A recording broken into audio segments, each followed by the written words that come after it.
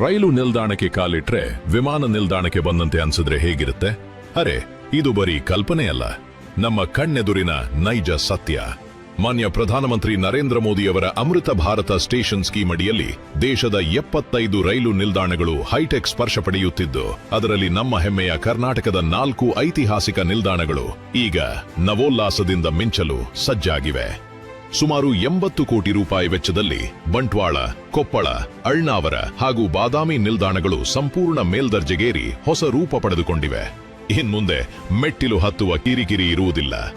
ಅತ್ಯಾಧುನಿಕ ಲಿಫ್ಟ್ಗಳು, ಎಸ್ಕಲೇಟರ್ಗಳು, 12 ಮೀಟರ್ ಅಗಲದ ವಿಶಾಲವಾದ ಪಾದಚಾರಿ ಮೇಲ್ಸೇತುವೆಗಳು, ಜೊತೆಗೆ ಹಿರಿಯ ನಾಗರಿಕರು ಮತ್ತು ವಿಶೇಷಚೇತನರ ಸುಲಭ ಸಂಚಾರಕ್ಕಾಗಿ ವಿಶೇಷ ಕಾಳಜಿ. ಬ್ರಿಟಿಷರ ಆಳ್ವಿಕೆಯ ಕಾಲದ ಈ ನಿಲ್ದಾಣಗಳಿಗೆ ಈಗ ಅತ್ಯಾಧುನಿಕ ಮರುಜನ್ಮ. ಜುಲೈ 17ರಂದು ಪ್ರಧಾನಮಂತ್ರಿ ನರೇಂದ್ರ ಮೋದಿ ಅವರಿಂದ ವರ್ಚುವಲ್ ಮೂಲಕ ಲೋಕಾರ್ಪಣೆ. ಇದು ನಮ್ಮ ಬದಲಾಗುತ್ತಿರುವ ಭಾರತ, ನಮ್ಮ ವಿಕಸಿತ ಕರ್ನಾಟಕ.